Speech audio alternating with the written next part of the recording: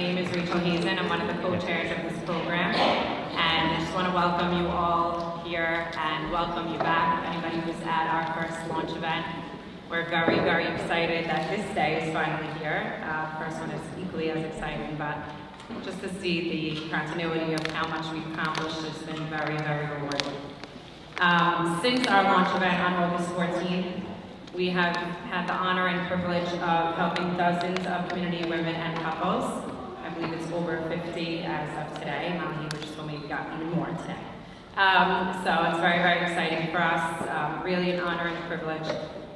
We help women and couples in a variety of ways. We use case management, peer-to-peer support, one of our hallmark programs, curriculum developed by Simone Hittery and Lee Glazer. Over 40 women already have been trained. 10 have been matched with women. It's really been a joy to see. We have support groups, which are through the roof amazing, run by our program director, Audrey Grazzi, Moselle Foreman, who I had the pleasure of meeting this morning, and my mother, Lynn Bennon, who I don't know what she's doing now, but thanks, Mom. The support groups have really, really been extremely successful, and it's something I'm the most proud of, so please, if you know anybody interested, don't hesitate to let us know. We do referrals and resources to the many organizations already doing an amazing job in this arena. We have fertility yoga, which has gotten really stupendous feedback. It's really recommended for anybody doing fertility treatments for before and after to help reduce stress and anxiety and really connect back to your body. We have nurse-supported fertility injections. Absolutely fantastic group of community nurses who are just pure heart. We send care packages and homemade meals. We just launched our first newsletter a few weeks ago. Hopefully you've received it. If not, please don't forget to sign in so you can get our next one. And also, of course, days like today, the education and prevention is a very important part of our mission. And days like today are just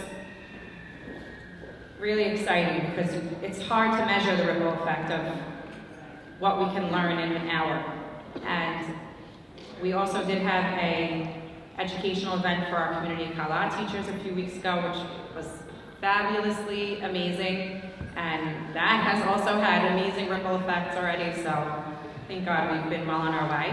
If you have any questions at all about the program, please don't hesitate to ask anybody with one of these stickers. The sticker people are very, very special people, so thank you all. I want to speak to the shame, and I know we sort of made nice waves in the summer, but we still have a ways to go in terms of breaking down the stigma and the taboo around this topic. We don't want you to wait until you need help. There's no such thing. The need is immediate, the difficulties are immediate, and we can help you immediately. So please let us know if you need anything. Thank God our program is moving at lightning speed. We did not anticipate it. We're obviously very excited by it. The program has taken off well beyond our expectations, and financially we just cannot keep up with the demand. On that note, I would love to invite up Charles Antby, our Chief Advancement Officer, to talk a little bit about that.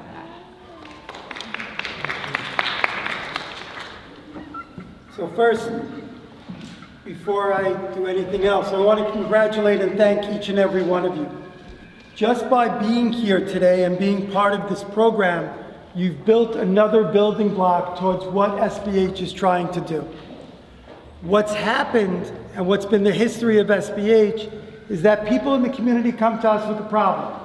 Sometimes it's a problem that SBH is already dealing with. And in those cases, we're fully equipped and ready to handle it. And in some cases, we are not yet set up to handle and address the need that's brought to SBH.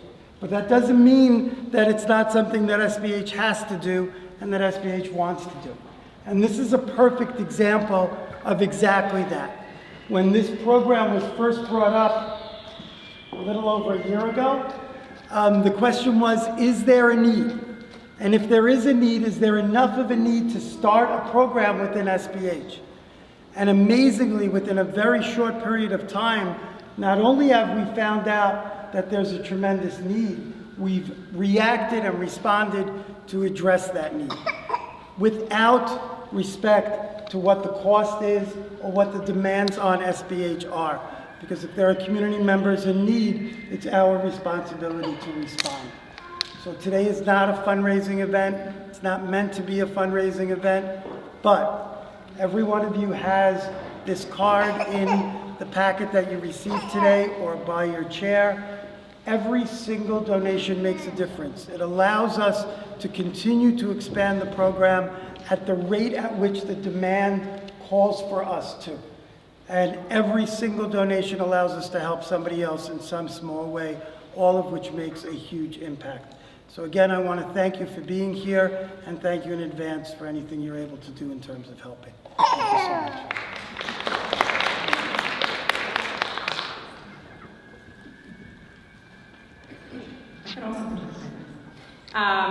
Okay, thank you very much, Charles. Before I introduce Aimee and introduce our day, I just want to thank a few people. My co-chairs, Gladys Reason and Michelle Sasson, I love you very much. This day was actually sponsored by Michelle for the referendum alongside Aliza and Yaakov Ben Hama, wishing them a full and speedy recovery. Also, my core team, Allison Esses, Mrs. Molly Heber, Audrey Grazi, our program director, Ronnie Towell, who's behind us every step of the way. Ben Toda for having us today. He's the most gracious host. Wow, amazing. Our SBH team, Sherry, Rita, Charles, Janet, Merle, Jeff. Could not have gotten to this day without you guys. Thank you so much. And last but certainly not least, our event committee members. I'm not an event person. I don't know what tablecloths I'll wear. Rachel Tavish and Linda Christie, you guys are unbelievable. You're carrying this event from A to Z, and your committee is unbelievable. We were by Sarah Thowell's house a few nights ago, packing little bags of cash, only 6 to 7 in a bag. You can count yours if it's more or less on the shop. The details are important, and we hope you recognize that everything matters to us. You matter to us, and the details matter to us because we want you to enjoy the day. We want you to gain whatever you can from it. After the launch, we had an event debrief in my house, and we sat around the table, and it was unanimous. We're like, okay, the next event must address the helpers. We must speak to the friends and family of those who are struggling. We must figure out a way to give them the tools that they need to move forward, to support their loved ones appropriately, and to really let their passion for and love for their friends guide them, and we could really help them along the way. I mean, I think as women, as Syrian women, we have this innate feeling of wanting to care for others and wanting to be there for others. And unfortunately, this is such a sensitive topic that it's very hard to find the right words and do the right thing. Sometimes it's a panic moment, and sometimes it's, you really don't know how to support them. Like, should I not say anything? Should I just run away, fight or flight here? And hopefully we will be able to address all of those concerns today. I was thinking back to when I was in a very dark place, and my father very genuinely told me, you know, everything's gonna be okay. And I know he really meant it, but I remember thinking at the time that it was like I was in a room and the music was so piercingly loud. I couldn't think about anything else. I was in pain. Physical and emotional pain. And just hearing the words, everything's gonna be okay, I was like, okay, so one day the music's gonna turn off? Like, I don't know when that day is coming. I don't know that day is coming. And I'm in that pain moment right now. Like, there's nothing that anybody can say, like, everything's gonna be okay, that's gonna make me feel better. Hopefully, we will be able to give you the tools and the right words to say. And I can think of no better person than Dr. Aimee Barron to present to us today. She has been such an inspiration. She's the founder and director of I Was Supposed to Have a Baby, which has really single-handedly changed the landscape of this topic in the Jewish world today. We are so lucky to have her. We met her a few months ago and I was like, definitely the one. So please, without further ado, Aimee, if you could.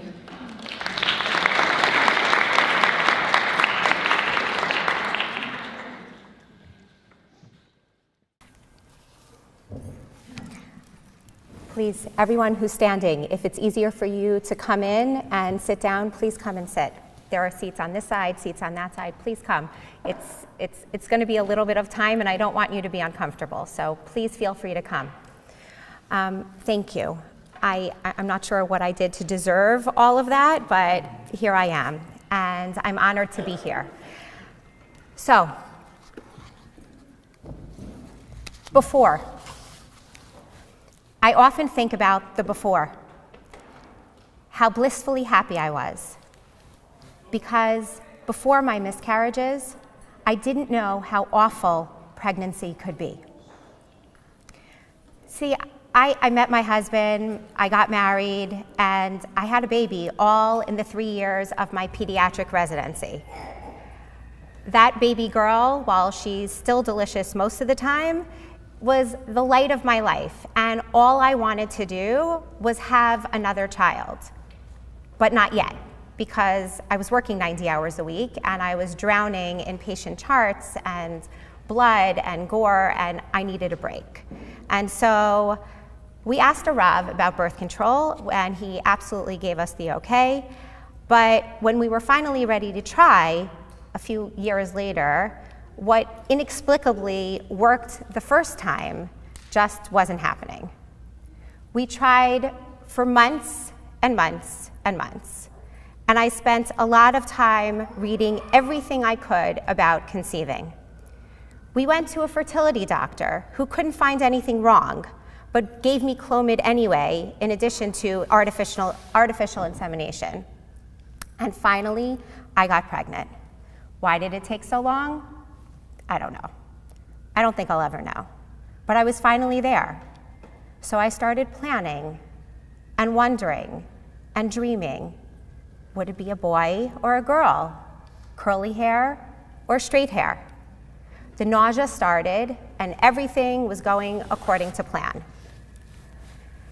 So I went in for an ultrasound at about 8 weeks. You know, that's the time where you go and get the heartbeat checked. And I still remember the doctor exactly. He was joking, I was smiling, and he inserted the probe to look for the heartbeat. And immediately, I knew. Remember, I'm a pediatrician. I know what to look for on an ultrasound, what should be there and what's not there. I've read many myself, and there was no heartbeat. Nothing. No embryo, just a yolk sac. And my entire world collapsed. They called it a missed miscarriage. What a stupid name. Yes, of course I miss my baby, but really, that's the term? I remember calling my husband numb, and I honestly don't remember how I got home. My daughter was there, playing, and I just kept thinking, why? Why me? Why now? I desperately wanted that baby. I tried for so long. I did all the right things. How could God punish me? What did I do to cause this? Maybe I slept the wrong way, or I rushed too quickly, or I picked her up the wrong way. Maybe it was because I yelled at my mother yesterday for being annoying. I didn't know. But then the stupid, unhelpful comments started rolling in. Maybe it was for the best. It was Hashem's plan. It was a tikkun for that baby. Oh, you'll forget about this baby because you'll get pregnant again and it'll all go away. And don't worry, you're young, there'll be others. Each time someone said something like this to me, I cringed and cried more.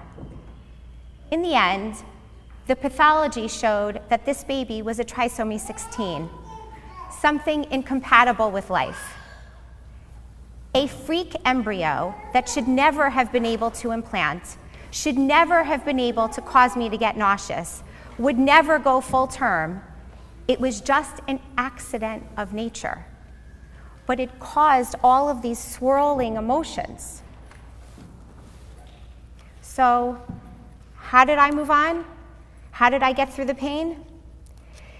In the midst of the procedure to take the baby out, the D&C, I kept thinking that I was so blessed to go home and hold my daughter. I had to move on because she needed me. But outside of our immediate family, I told no one. I was alone, silent. Who would understand? All around me, my friends were popping out babies left and right. All the talk was about nursing and sleep schedules and the latest gadget. The thought of going to shul was horrific.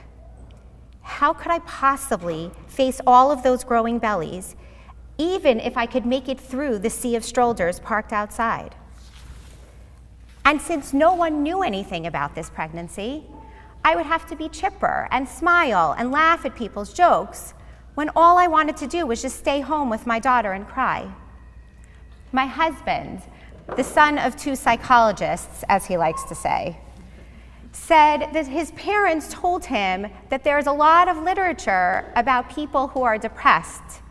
And when they sit home and they're away from their extended support network, they get more depressed.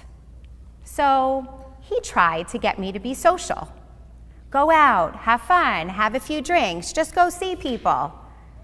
And I thought he was crazy, because the thought of facing people when my emotions were so raw and bubbling just underneath the surface gave me a tremendous amount of anxiety. I would go out and be social again when I was ready, not when anyone thought I was supposed to be ready. And slowly, I did. I finally went to the supermarket, to CVS, and to pick my daughter up from school. Shul and Shabbos meals took a little longer, but they finally happened too. And just as perplexing as that period of infertility started, it also ended. I got pregnant naturally and had our son, and then 20 months later, 20 minutes, that would be a new one. 20 months later, we had our second daughter. But I always dreamed of a large family. 6 was the number that was stuck in my head. So we started trying again. And again, I got pregnant very quickly. I passed that 8-week mark. The ultrasound kind of made my heart race a little bit, but the heartbeat was there and we were all good, and I settled into the pregnancy for the long haul. I took out my maternity clothes, started getting all those weird cravings. I actually even sent my husband out on Motzei Shabbos once for corn. It's like very strange. Not pickles, corn. He was super happy actually when I found a can of it hiding in the back of my pantry, but besides that. At 16 weeks, I went for a routine checkup. The nurse took my weight, blood pressure, and then used the Doppler to find the heartbeat. She tried one side of my stomach and then the other. And finally she said, "Oh, your baby must be hiding. Let's go get the doctor. It's gonna be fine." So I've been with my OB-GYN at that point since I was pregnant with my first daughter, so we were like old pals, and he came into the room and he's like, "Hey, let's go find that kiddo." And he put the Doppler right on my stomach and still couldn't find it. So in a much more somber voice, he said, "Let's go to the ultrasound room." And then my world fell apart again. How could I do this again? I passed the 8-week mark. This was 16 weeks. I thought that once you have a heartbeat, babies don't just die. So that basically just initiated this swirling emotions and events that came one after the other. So many decisions needed to be made. When was the baby coming out? Which doctor was I going to because my doctor didn't perform those procedures? Which hospital? They couldn't see me the right day. How could I get in? Would I have to walk around for an entire week with a dead baby in my body? The absolute agony of all of this was insane. I ended up having a procedure called a D&E, dilatation and evacuation, which is much more invasive than a D&C because I was further along, and I had to be put under general anesthesia to put the baby out, to put me out. The doctors said it was a fluke. It happens. There were no easy answers this time because my baby was perfect genetically. It was a boy. There was nothing wrong with him, only that he wasn't alive anymore. And how was I going to tell my kids, especially my oldest, who was now 6? She was excited that we were having another baby. How would I explain it to her? My husband's parents, again, the psychologists, suggested that we tell her that the baby was sick and needed to go back to Hashem. So she sat on our laps one night as we were putting her to bed, and we fed her the line. She accepted it and shockingly never mentioned the baby again. The others were just too small to know what was going on. For the sake of time, I'm going to condense the rest of my story. Suffice it to say that I went on to have 3 more second trimester losses, all at 16 or 17 weeks, in addition to a chemical pregnancy. I had, in total, 2 boys and 2 girls who were all perfect genetically, but who couldn't seem to survive past 16 or 17 weeks. So, how was everyone in my life during that horrific time? Frankly, they were actually phenomenal. And you know why? Because I think when one person goes through bad thing after bad thing over and over again, there really isn't much to say except for, I'm sorry. The stupid, heartless, unintentional, painful comments didn't get voiced. I think because people were just so dumbstruck that it kept happening. My family was amazing. My kids, they took my kids, they brought food, they were just around all the time. And my friends, let me tell you that I have the most caring, wonderful group of friends who did as much for me and tend to me as they did to my family. There was one friend in particular who was losing babies in the second trimester during the same time I was losing mine. Frankly, I'm not sure I would have stayed sane if it wasn't for her. It was helpful to have her in my life, and I'm thankful that I can still call her a close friend. The end of my story is that we took a long break after that last pregnancy and really took stock of our lives and tried to make a decision. Was it worth putting ourselves through the trauma of trying to try again just because I had this vision of not having only 3 children? Was all of the pain, physical and emotional pain and trauma, was it worth it, knowing that there were no guarantees at the end? And my husband and I finally sat together and we said that we would give it one last try. One last time we would try to get pregnant, and again, getting pregnant, not my problem anymore. And we would try anything that any doctor had ever mentioned to us. We traveled the country speaking to specialists all over, and everyone had a different theory, but no one could ever tell me what was wrong. And so we decided that this pregnancy, we were going to throw everything at it. If it was alternative, it was allopathic medicine, if it was Chinese medicine, whatever it was, yoga, massage, acupuncture, I did it all. And I got pregnant. And this time, when I got pregnant and I got to the first ultrasound, there were 2 heartbeats. But that actually didn't matter to me because I was living in a permanent state of fear that these babies were going to die too. What I can tell you is after 9 months of basically not leaving my bedroom, I now have 6-year-old twins who are delicious, healthy, and perfectly developed, and they are my miracles. I don't know why that pregnancy worked and all of the others didn't, but I'm here now, and I feel the blessing and the miracles, and I'm just so grateful to be able to have them in my life now.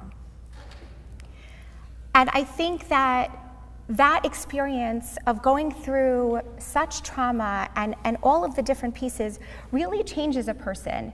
And it changed me and the trajectory of my life.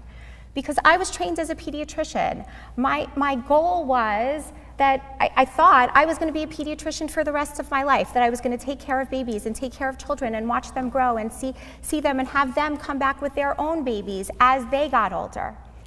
And yet, after I took time off to spend with the twins, my heart kept pulling on me and said, you need to do this work.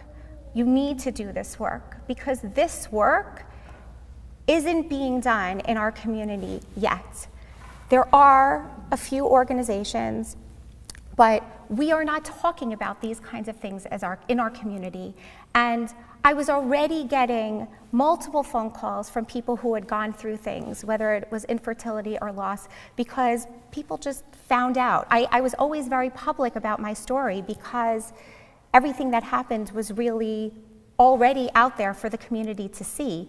So when anyone had someone in their life that was struggling, I was immediately given those people's information, and I started counseling them as to try to how to work through their issues. And the jumping off point of that was I was asked to speak. I live in Riverdale, and I was asked to speak locally in my community about 3.5 years ago about my experiences. And from there, I met a woman named Riva Judas, who runs the organization Nechama Comfort. And Nechama Comfort is an organization based in Teaneck, which helps families deal with infant and pregnancy loss. And I thought, oh, can you use me? This is where I need to be.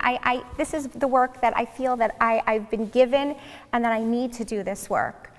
And I spent the last 3 years with her and with her team running support groups, doing individual and family counseling, running their social media, doing speaking just like this, and doing a little bit of fundraising.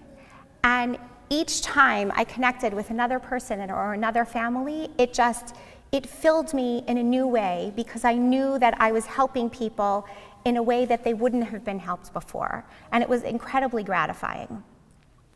But there was still more work that I personally wanted to do. Because of my experiences with infertility and with loss, I not only had people coming to me through the organization and talking about loss, but I had lots and lots of others who were talking to me just about general struggles of having a child. They were going through infertility, or someone needed a surrogate because they couldn't have a child, or I had a number of families that were talking to me about adoption because they weren't able to have a child either through the typical methods of IVF. And so it became clear to me that while there are so many different organizations in the New York area, and also throughout the world, that talk about infertility, talk about loss, or talk about adoption, or talk about surrogacy, there was really no one organization that really could encompass any person or any family that's struggling.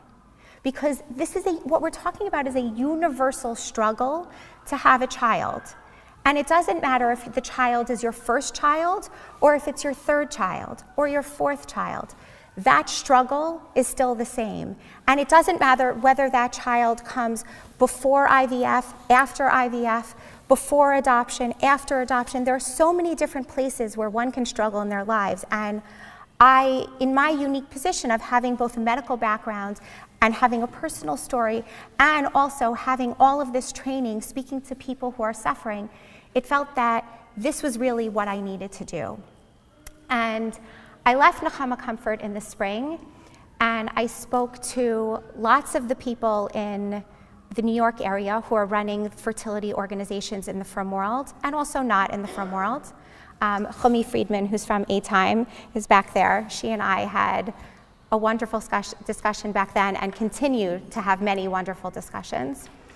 And I was left with this feeling that these organizations are doing incredibly vital work, and they're meeting people's needs on the ground when they come to them and getting them into treatments, getting them into doctors, helping them with procedures, helping them with a million things. But the piece that was missing was the piece about what happens when they came home. What happens when they're sitting alone in their bed at 2 o'clock in the morning and their friends are all sleeping and they're crying because that last cycle didn't work, or because they just lost a baby, or they're struggling and their friend just announced to them they're pregnant and they can't even imagine how they're going to speak to them tomorrow. And so I knew that I needed to reach all of you in a different way. And it had to be in a way that I could reach all of you. And it was through social media. Because the reality is that we're all addicted to our phones. We're constantly scrolling and scrolling and scrolling. And people are getting support online in many different places. But what was striking to me was that Instagram specifically is the place where the demographic is really the 18 to 40-year-olds. Yes, there are some younger and some older, but that's the demographic. And on Instagram, with that demographic, those are the families that are trying to have children. And having run social media for Nechama Comfort for all of those years, I found hundreds and hundreds and hundreds of accounts of organizations or individuals talking about their experiences going through infertility, secondary infertility, terminations, losses, recurrent losses. But those were in the general public. There was no one who was doing it in the Jewish community. And immediately a light bulb went on and I said, this is exactly what I need to do. I want to reach people where they're struggling, how they're struggling, and I want to reach them so that they don't have to go anywhere. They can get support sitting in their bed while they're in the doctor's office waiting, when they're on the line at Costco, wherever they are. All they have to do is open their phone and read something and feel support and feel love. Because in a community where all you feel is isolation, to know that you have that love and have that hug from this account was my dream. And so I launched this account. It's called I Was Supposed to Have a Baby. And I chose that name very deliberately because, number one, I didn't want it to scream that it was anything Jewish because I didn't want to turn people off. But I wanted it immediately to be relevant to anyone who is struggling to have a child. Because I think that when we live in this kind of a community, the expectation is that you're going to get married and you're going to have a child. You know, for some people it's a little bit longer and some people it's a little bit shorter, but the expectation is you're going to have a child or you're going to have more children. And then what happens when you don't? So I was supposed to have a baby, I thought really rang true for what people were experiencing. And what I've seen, so I launched in August, and what I've seen is that people are coming out of the woodworks, and what they're doing is I get dozens and dozens of messages on a daily basis telling me thank you so much for posting this. I want you to know I read everything that you post. I'm not following you. I don't want people to know that I'm following you. Or I made a dummy account, so now I am following you, but I don't want people to know. So what? So I read and I post and I send it to my friends and I send it to my relatives. And my husband and I had a whole long talk today about what you posted, because we never talked about that 3 years ago when that thing happened to us. What I'm trying to do with this account is I'm trying to do 3 things. One is I'm trying to give over the support, the chizuk, and the inspiration for anyone who is struggling. And that's immediate. You can see that immediately when you go onto the account. 2, I'm telling your stories, because we know the statistics are exactly as Rachel said. 1 in every 8 couples, and some doctors even more recently, there are more recent studies that say that 1 in every 6 couples are experiencing some form of infertility. And also, we know that 1 in every 4 pregnancies ends in some sort of a loss. And so this means that this is pervasive throughout the world. And especially it's pervasive in this kind of a community and in the Jewish community at large, when we are always having children. We are a family-centered community, and people are always having children. So if you're always having children, then that means you're always having someone who's struggling. So by telling people stories, what I do is I help you feel not alone. Immediately when I put something up, I get dozens of oh yeah, that happened to me too. Oh yeah, it happened to me, but here's the way I dealt with it, and here, and it's absolutely mind-boggling. And all of the stories that I do, everything is saved, so that if you're reading my account and you've started with me since August, but you unfortunately had a loss only just recently, you can go back and you can see what people have posted, because it's not something that's timely. This is something that's universal, and the feelings and the emotions don't change. And the third thing that I'm doing with this account is I'm giving you the access to all of the different resources that are out there. My goal, I can't help everyone, and I wouldn't even begin to try. There are, like A-Time, like Bonei Olam, like SBH, like dozens of organizations throughout the world. There are people who are put in place, who are running support groups, who are running meetings, who are doing events, who are there for you, and all of you should be able to take advantage of it. But if you don't know they exist, you can't take advantage of it. So that's what I'm trying to do with the account. I want to launch into now a little bit about just general, now having heard my story, and there are lots of pieces that are that may be universal, and it's the reason why I told it, and there may have been points that have been relevant for you. But what I'd like to do, I don't know if there's any questions, first of all. Does anyone have any questions now? Okay.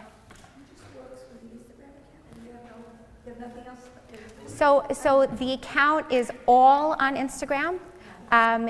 There's going to be a website soon in the next few months. I don't see people personally. I also just filed to have an official nonprofit, so I do have an EIN, and I am applying for a 501c3 currently. But everything, it's all Instagram based. I do cross-post some things on Facebook, but it's not the same, because the demographic on Facebook is not that. It's really 40 and up. So it's not where people are living, and so Instagram is where it's really at.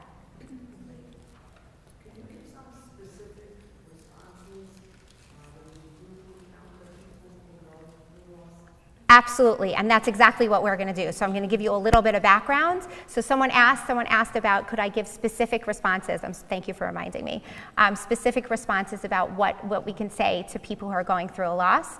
Absolutely, I'm going to do a little bit of background first, and then we're going to launch into the practical. How are we doing timing-wise? About 5-10 minutes. Left. Yep. Excellent. Maybe I'll get 15. Okay, so Okay, as we spoke before, look, the reality is that our communities are ones where we start thinking about trying to have a baby from a very young age. The kids are playing in preschool, everybody's dreaming about we're getting married and we're having this, and our communities are very insular, and we're watching people do all of these things and go through these life cycles, and when someone is not going through them in the same time period or the same stage as others, it can be very isolating. Infertility specifically, just as definition-wise, is really not getting pregnant after trying for 6 months up to a year. It really depends on how old you are. If you're on the younger end of the spectrum, people say infertility is diagnosed after 1 year of not being able to get pregnant. On the older age, it's after 6 months. Primary infertility is when you can't conceive, you're having trouble conceiving your first child. Secondary infertility is when you're having trouble conceiving any child after that. So if you have 5 children at home and you desperately want a 6th and you can't get pregnant again, that is still considered to be secondary infertility. Causes of infertility, egg quality, sperm quality. There could be physical problems with the uterus, fibroids, there could be blocked tubes, some sort of endocrine or hormonal problems. There could also be other medical conditions like PCOS, diabetes, thyroid, etc. But the reality is that most of the infertility diagnoses are unexplained. So, what happens when you do get this diagnosis? You should be going to a reproductive endocrinologist, or what's called a fertility doctor. They do lots of blood tests, urines, they do an analysis of your husband's sperm. There's medication, there's potentially surgery, and then I think everybody knows about IVF at this point. You don't know about the intricacies, but you know that that's a possibility, and also one step before that potentially also could be intrauterine insemination, so artificial insemination, as people say. And in terms of the dysfunction, actually always find this fascinating. 1/3 of the dysfunction is often attributed to the man, 1/3 is attributed to the woman, and 1/3 is unexplained. So, in other words, this is my attempt at humor. Infertility is a medical condition which diminishes self-esteem, your social life, as well as your checking and savings account. Causes sudden urges to pee on sticks, cry, scream, and fear pregnancy announcements. You get treated by a medical specialist who you pay to knock you up, and this does not always work. Pregnancy loss. Let's do a little bit about that. So, pregnancy loss can happen earlier on or later. It can be an ectopic pregnancy, which means that the pregnancy got stuck in the fallopian tubes. There can be a medical interruption, meaning that there's something wrong with the fetus and there's a decision that's made specifically to terminate the pregnancy. There's also many people who have multiples have gone out of favor now with reproductive endocrinologists. We know that it's much more safe to implant only one baby as opposed to more than one baby. But in previous years when they were implanting 2 or even 3, sometimes when women would get pregnant with twins or triplets, and one of the triplets wasn't doing well, there could be the procedure sometimes called selective reduction. So that is also a loss. A miscarriage is something that happens before 20 weeks. A stillbirth is something that happens after 20 weeks. So again, as I said before, about 1 in 4 pregnancies results in a miscarriage, and about 1 in every 100 pregnancies results in a stillbirth. The most common causes for miscarriage in the first trimester is usually due to some sort of chromosomal abnormality, just in the way that my first miscarriage was that trisomy 16. And it's about 80% of the losses.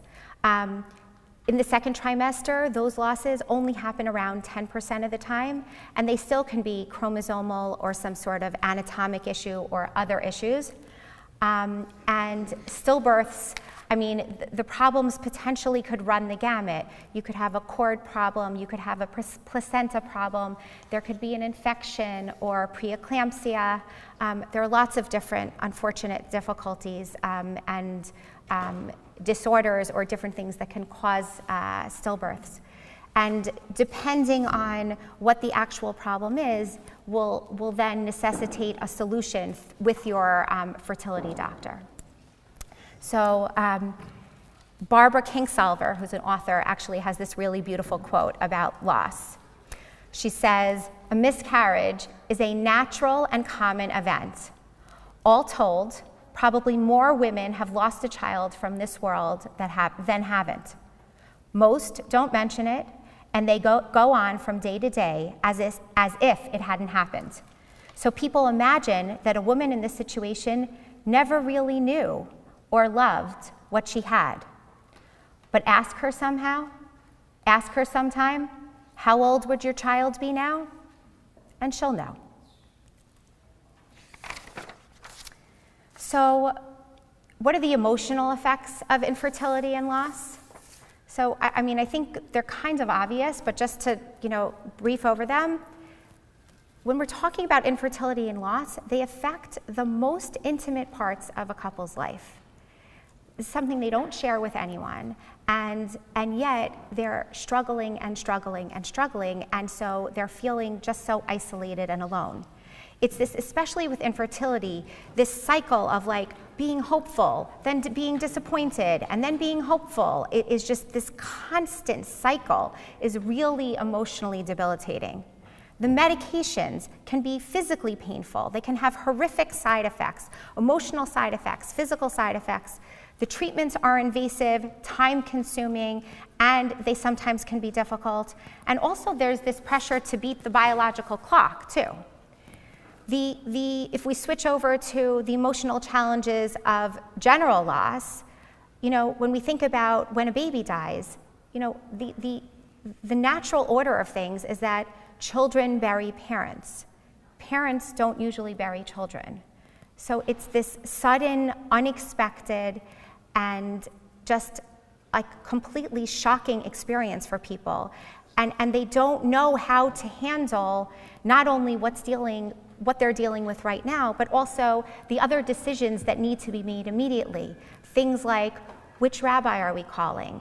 Which chevra kadisha? What are we doing about burial? Is the baby getting a name, or is the chevra giving the baby a name? Am I holding the baby? Am I looking at the baby beforehand, or am I not? There are so many different difficult decisions that need to be made in the moment that are really very hard. And I think that the culture in general expects that when you have a loss like this, it's really intangible. You don't have mementos. It's not as if someone else in your life has died, where they've lived a full life or even have lived a little bit longer than a baby.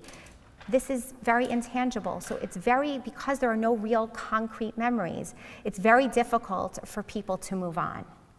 I think what people really do is, because the grief itself can be so all-consuming, because what we do as just people is that when we have a possibility of a pregnancy, that we immediately start this like planning and dreaming, as I was saying in my dialogue before.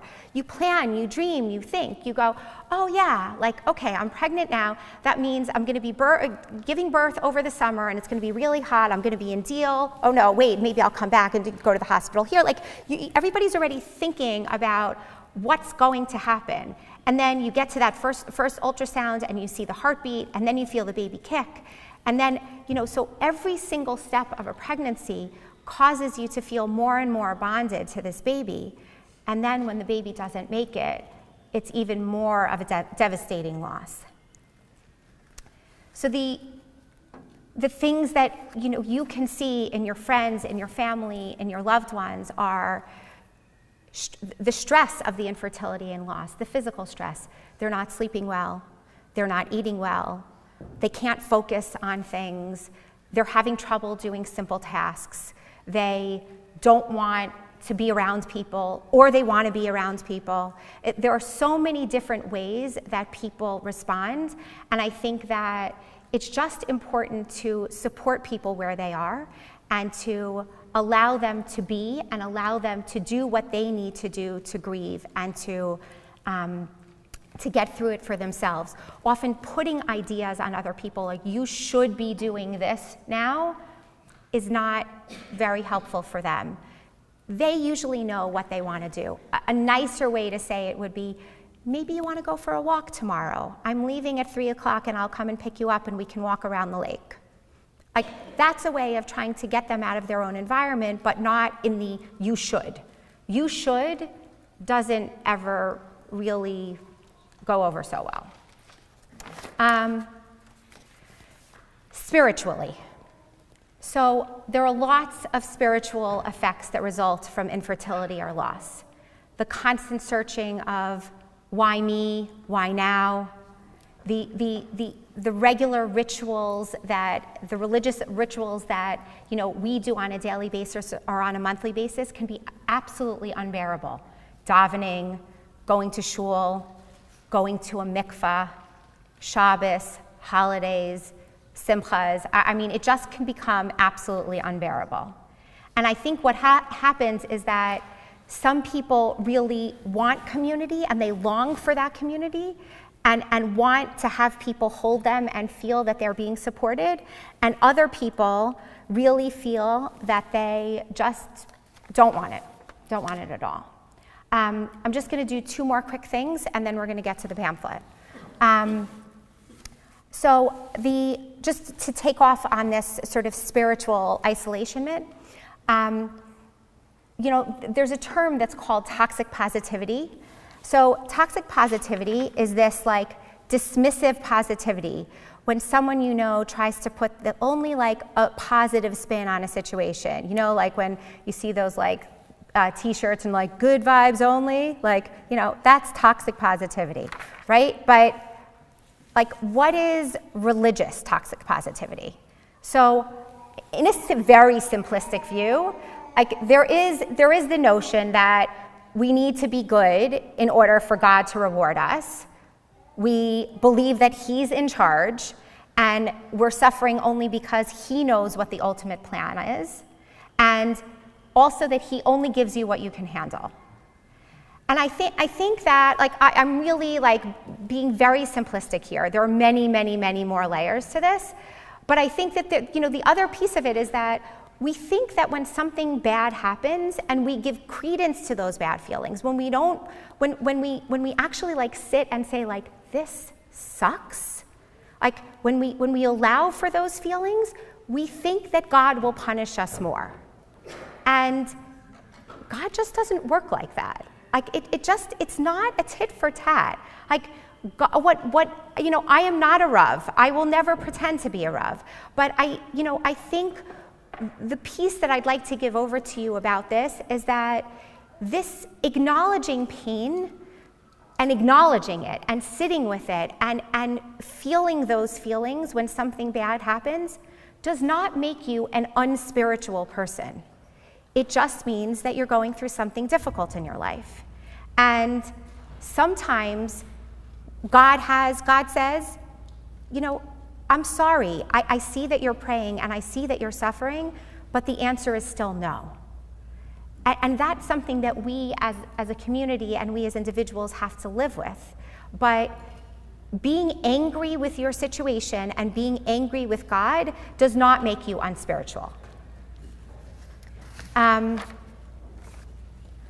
think this toxic positivity in general really forces you to invalidate your natural feelings. You avoid emotions that only delays the inevitable, and the pain is going to have to be dealt with at some point. So why not deal with it now, as opposed to in 6 years from now, when your sister is having a loss and you can't handle it because you've never dealt with your loss. So the time is ripe when you're experiencing something to really experiencing it. And I think that you know, look, this is not about being positive all the time, like the normal range of emotions of being angry, being sad, being frustrated, upset, anxious. Like, it doesn't mean you're a negative person. It just means you're a person. You're a human, and you're allowed to have those feelings. And I think that, you know, pain, I think the one last piece about this is that pain, people often think that pain just goes away and they don't have to deal with it. They can just push it aside. They don't have to deal with it and it's fine. But the reality is that it doesn't go away. And what happens is that it'll come out later in that 6-year mark or at some other point, and it'll often look like anger or anxiety. But the reality is, it actually is unacknowledged trauma. And so I think that, you know, one of the big pieces that I hear people say a lot is, oh, it's not so bad for me. Like, this is all the toxic positivity stuff. Like, it's not so bad, right? Like, I just had an early loss and they had a stillbirth. Or, okay, I had a stillbirth, but she has cancer. Like, okay, yes, you have something and they have something. You don't have to deny your feelings just because somebody else has it worse. And who's to say what's worse? I don't know. I'm not here to say it. I just want to allow you to have your feelings and not to always compare your feelings with other people's feelings. Because really, what this is about, it's about being able to be supportive for the people and the family in your lives. And the more that you can actually sit with your pain and acknowledge it and give it what it deserves, then the more you'll be able to more effectively help other people when they're suffering. One last point about shame and guilt, which you were talking about a little bit. You know, we in communities feel this sense of pride, this sense of shame, this sense of guilt. We have this pride about appearances. You know, we don't want people to know what's going on. We want everybody to think that everything is fine. We don't want to let our guard down. We don't want people to know that things are actually not fine. And I'm really okay with this keeping up of appearances. If that's what you need to do to the outside world to sort of keep yourself whole, then that's fine. But there's a difference between keeping up appearances and carrying this shame and guilt about what you're experiencing. So what's shame? Shame is, I am bad. I am worthless. Guilt is, I'm sorry that I couldn't give you a baby. I'm sorry that your grandchild died. Shame and guilt are two very different things.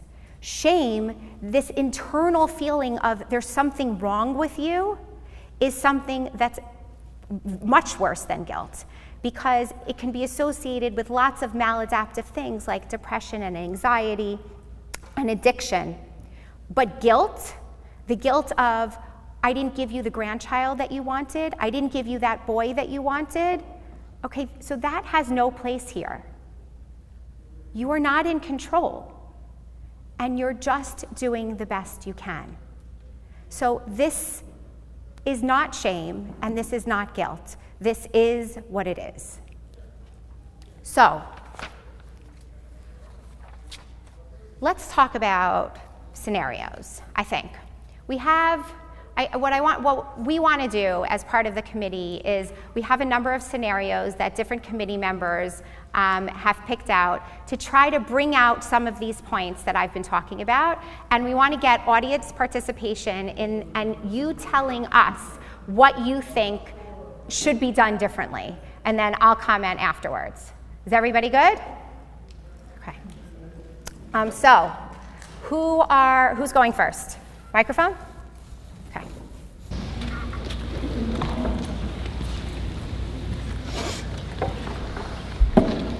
Hi everyone. So a lot of these scenarios that we came up with, there's a lot of truth to it, and I think that a lot of this happens Especially in this community, a lot goes down at the Friday night dinner table, a lot at the holiday table. So the first scenario we have takes place at a Friday night dinner table. A mother of 2 married daughters is faced with the following dilemma. Daughter number 1 has been trying to get pregnant for a few years to no avail.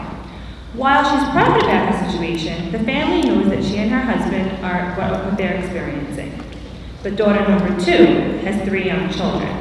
She and her husband decide that the Friday night dinner table, where the entire family is present, would be the perfect place to announce their surprise news of a 4th pregnancy. The announcement is made and is received by some awkward silence and some congratulations. The expecting couple goes on to lament on how young their baby is and how financially unprepared they are for this, and how much harder life will be with the unexpected 4th child. The family is trying to reassure them and shower them with encouragement, saying what a blessing in disguise this pregnancy really is. Daughter number 1 abruptly leaves the table and goes inside, where she breaks down from her sister's insensitive display of emotion. The mother wants to be there for both of her daughters.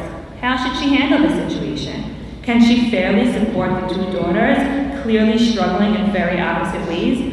What are some tips for her to proceed through the next 9 months that are sure to be very sensitive and loaded with situations where similar scenarios will arise? Okay, so just to recap, so that's a scenario where there's a Shabbos table and there's you can keep it because I'll actually make that for you. There's a Shabbos table and there's parents with 2 daughters, one of whom is struggling with infertility and another one who just announced her 4th pregnancy and complaining all about it. And the one with infertility stormed off and left the room. So the question is, what could have been done differently in that scenario, both from the mother standpoint, who's sort of the matriarch of the family, what could have been done in terms of the relationship between the 2 siblings? Raise your hand. Anybody? Anybody? Her sister knows her other sister is having a fertility problem. She should have told her privately before the Shabbat dinner table. That would have prepared her for her announcement at the table. Did everybody hear that? Okay, so I'm just going to repeat it here. So what you just said, which I thought was excellent, was an idea would be like, why, when knowing that this is such a charged topic for her, take her aside before the dinner table and tell her what's happening so she has the ability to privately digest the information and doesn't have to make it a whole hullabaloo and announce it in the middle of the table where the focus is going to be all on her meaning the one who just made the announcement, and everyone's going to forget about the other sister who's really struggling, and she's going to sit there and smile with that forced smile on her face for as long as possible, but basically she's going to get up and leave because she can't handle it. I think that's an excellent idea. Anybody else? You asked what do you do in that situation, though? I mean, that's very wise to say prior to it. But correct. You're in a situation now. Yes. What does a mother do? Hold on. Hold on. Now you're asking a 4th question. Hold on. Now there you The question you asked. Am I wrong? I thought I need solutions, not more questions. Yes. No, that was the question. Yes, that's the question. Yeah. I think the mother has to raise better daughters. Okay. The mother has to raise better daughters. Okay. One answer. Okay. Anyone else? Very sensitive, but from the mother's perspective, just to validate both children, and not even to disvalidate the child that was insensitive, maybe at a different time when the emotions are not running so high, but to validate both the older daughter that's in the kitchen and to validate the one that's having financial difficulties. Right. I think, tell me your name? Sophia. Sophia. So what Sophia is saying is to validate both of her daughter's experiences. And, obviously wishing a mazel tov or a mabruk or, that's what you say here, right? So excited, that's great. And then maybe, and not sort of making it a huge fanfare, and then turning to the other daughter and saying, how are you doing?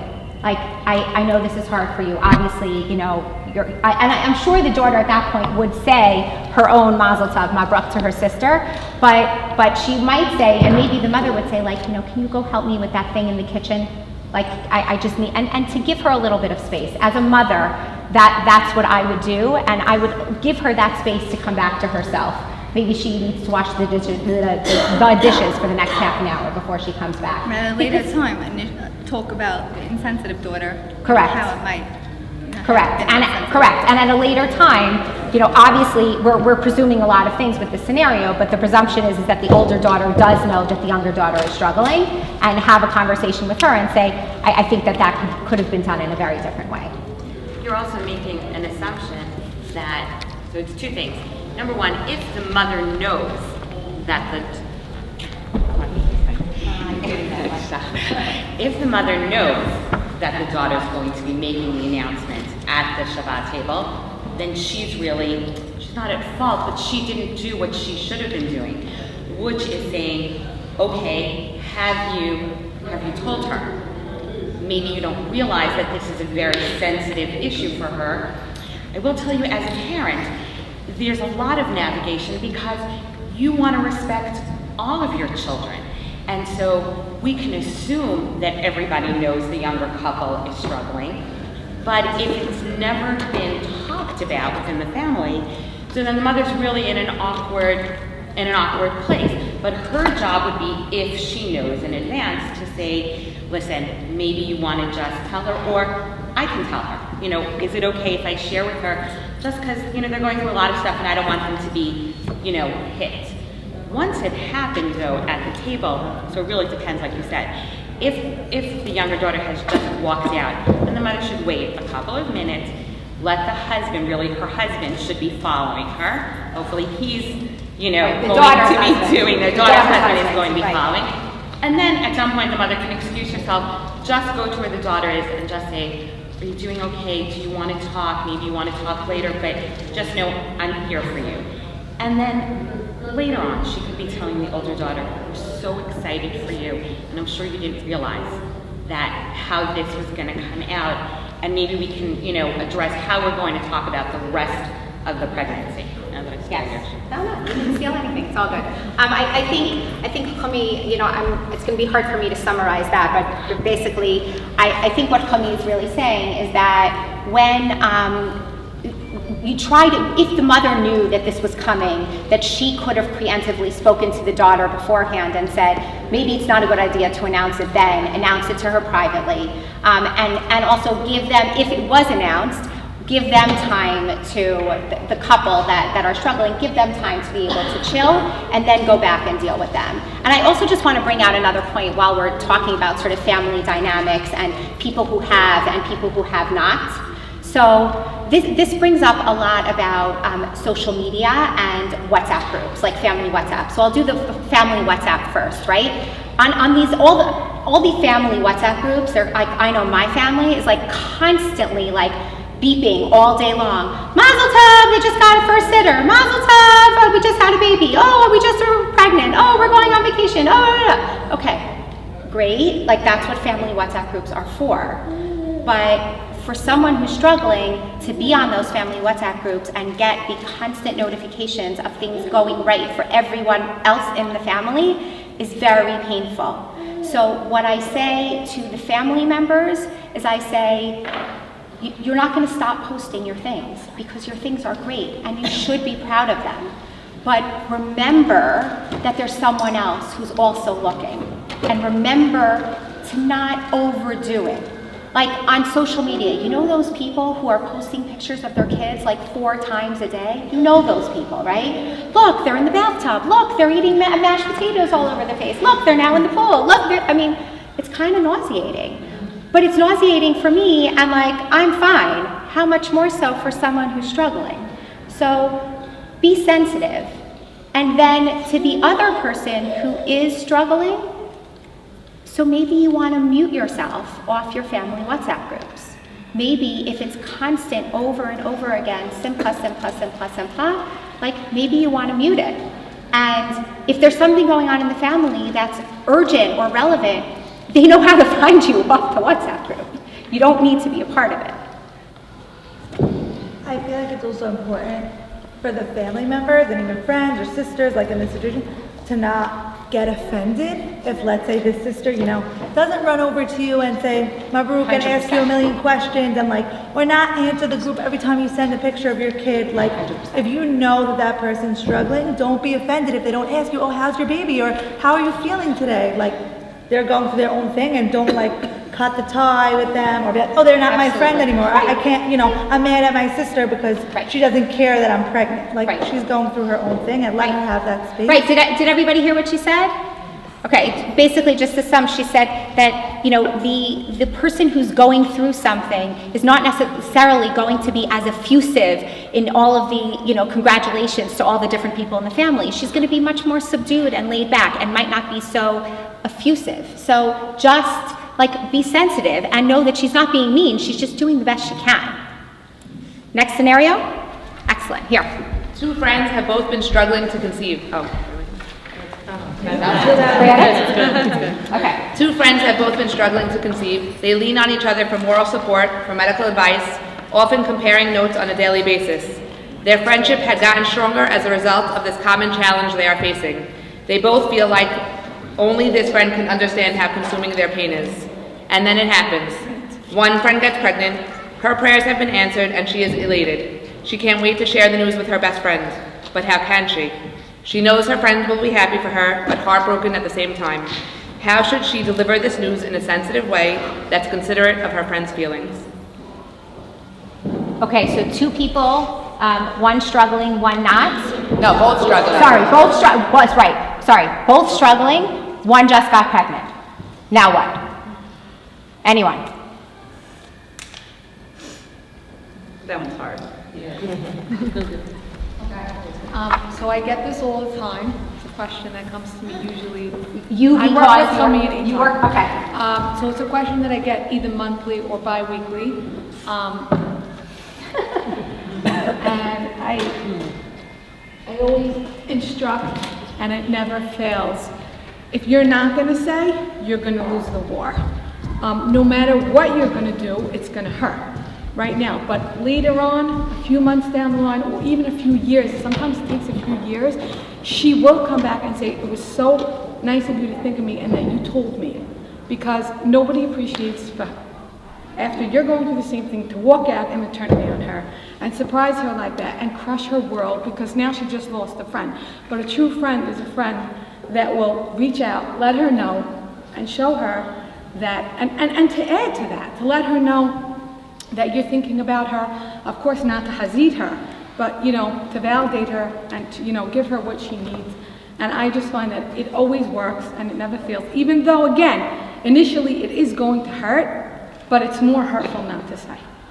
Agreed. And there was actually, I don't know if any of you have ever read the A-Time magazines, and they put real stories in there, and there was a story in their last year's Chinese auction booklet about two friends, and it was many years that they were struggling together, and she did not tell her friend, and it was really horrific, and the relationship ended. And that's tragic, because really, there's no reason that the relationship should end. Right. Right. Look, this is... there's really no answers, but again, if you're not going to say, again, that's what I personally see, it always crushes and can end the relationship. Right. Just to recap for a second. So basically what she's saying is that you should always tell. She should never have to hear it from someone else. She should always tell, and it's going to be painful in the beginning, but must tell, because you never want someone else to have to give her that information. You want it to come from you in a sensitive and appropriate way. I suggest personally, and everyone feels a little bit differently about this, and it also depends on your relationship. Sometimes a text is actually easier, just because you're not face-to-face with the person, and that person needs the space to be able to break down and cry, and doesn't necessarily feel comfortable doing it in front of you. So some people really like sharing that kind of news by text. Other people would never do it by text, only would want to do it in person, because you want to hug and cry and scream together, and this is the person who's been with you for so long, and to do it by text is seen as impersonal. So this is really about your relationship, and you need to figure out what works for you. But I 100% agree that it has to be told. It has to be told. I just think that if you do it in text, you should let let them know the thought behind why you sent them the 100%. text message. Great point. Like I would say, you know, I don't want you to reading this and being insensitive, but I love you and we can go through this together, and I just want to give you a minute to react how you want to react when you're ready to react. Great And point. there's no time limit, you know. Great point. I don't want them to think that you're being insensitive. Great point. Can I just add one more thing? Yeah. Even though it's not in conjunction to this, it's just something that I feel, it came up recently in our school. Our school had a Hanukkah event in the preschool, and this is the second time that it happened, and it was brought to my attention. Now that we're at an event, I just feel that maybe it should be said, because it's not something that usually will cross our mind, meaning in terms of being sensitive. Someone in our school, a mother, had a stillborn recently, I would say about 3 months ago, and she was at a Hanukkah workshop with her child, and the mother that was sitting next to her said, "So what did you have?" And it was in front of everybody, and she just looked at her and she said, I lost my baby. And it was gut-wrenching for her, and she came home and she couldn't get over it.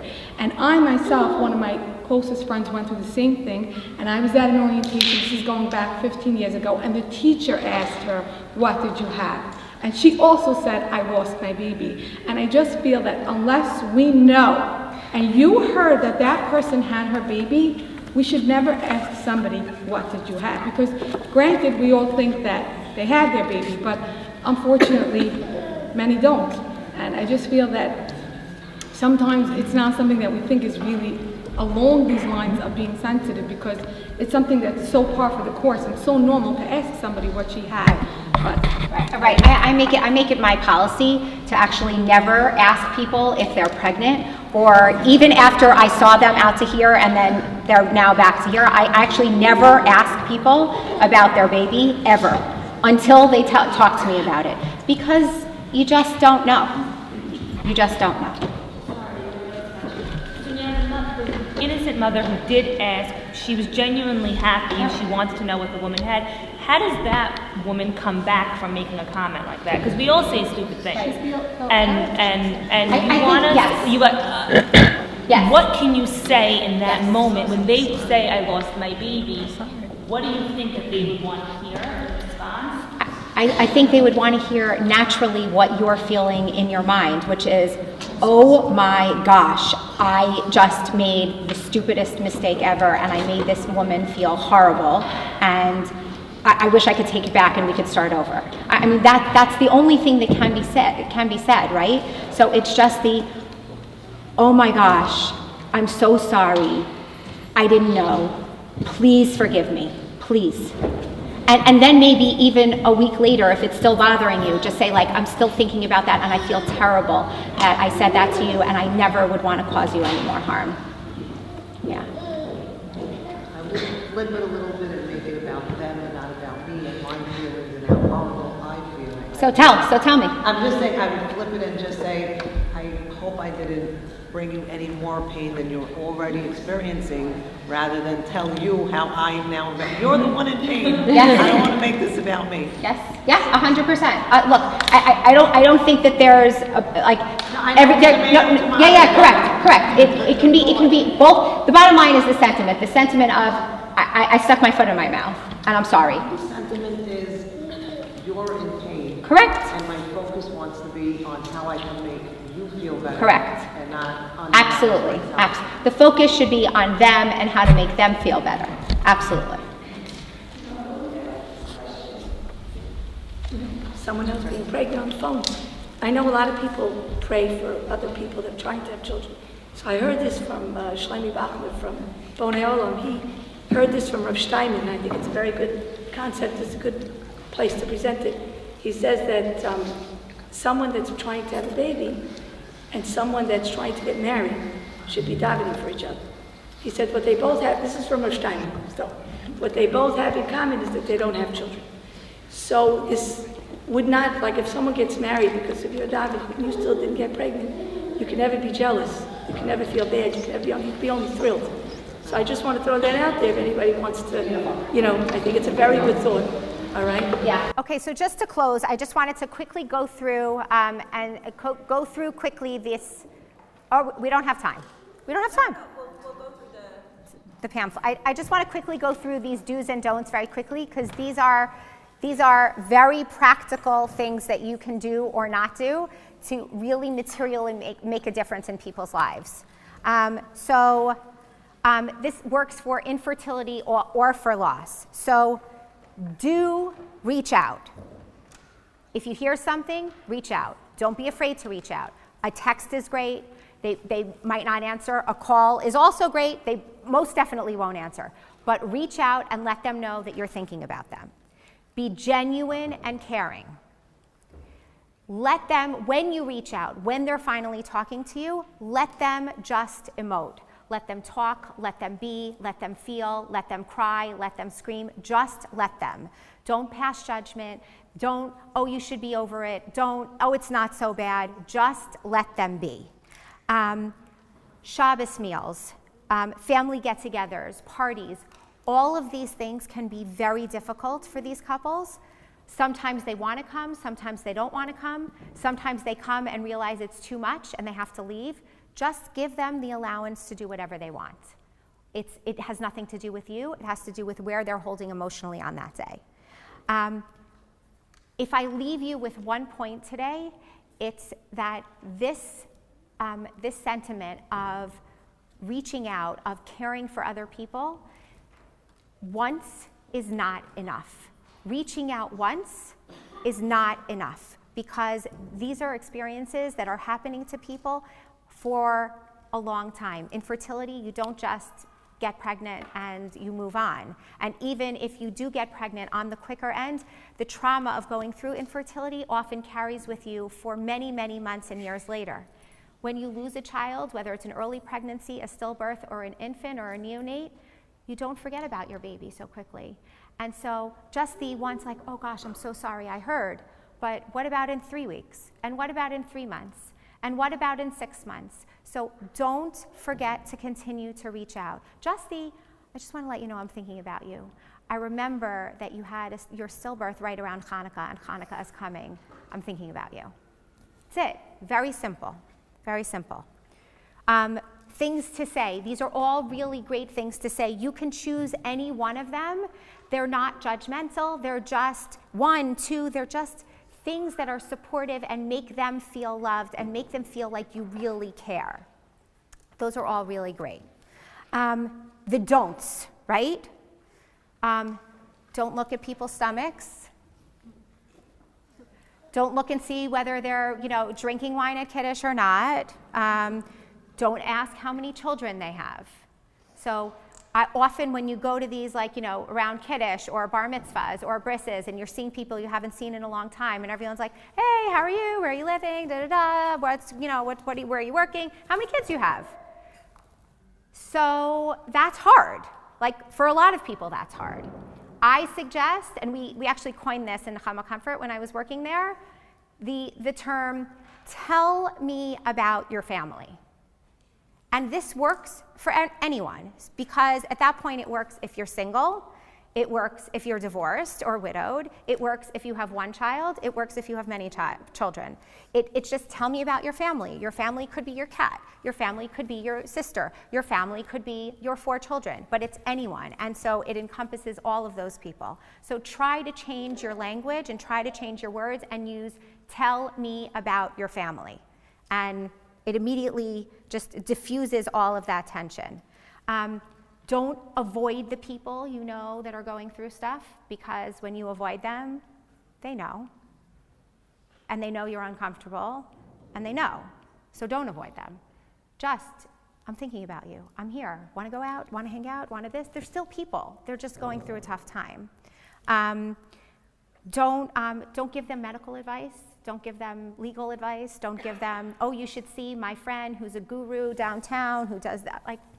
I'm sure they're doing all of the things they need to do already. A lot of the bad things that people say are all in the infertile and after miscarriage, at least you don't have any sleepless nights that you're taking care of kids. You can go on vacation whenever you want. You don't have to deal with that. And look how much money you're saving. For the people who are going through IVF, they're not saving any money. In fact, their bank account is decreasing. And don't worry, when it's right, it'll happen. And then the early losses, don't worry, you know, you didn't really know your baby. You'll see the baby when Mashiach comes. You'll just get pregnant and have another baby, like you got pregnant now, so what's the problem? Like da-da-da. And if they have other children, it's, oh, don't worry about that pregnancy, you have other kids, it's fine. I mean, look, there are things, I mean, I think we all know and can all read and we all have common sense. There are things that we know immediately trigger us as being, you know, helpful and trigger us and tell us that they're not helpful. And my only hope here is that if all of you just come away with this and just think a little bit more in your interactions, then that's what this was about. And I thank you all for being here. And if anybody has any questions, either now, I know the time is late, I apologize, I ran over. But if anybody has any questions, you're welcome to raise your hand now if you want to stay, or you can come, I'm still here, so you can come and speak to me. You can also always reach me on Instagram. I answer all my messages, so you can reach me there. And good luck. And this is your job now, right? As a community, this is your job. You, one person to the next person, one person can change the world. For someone who's suffering, to have that one person give them a bit of chizuk and feel support is a huge deal. So you now have the power to do this. So go.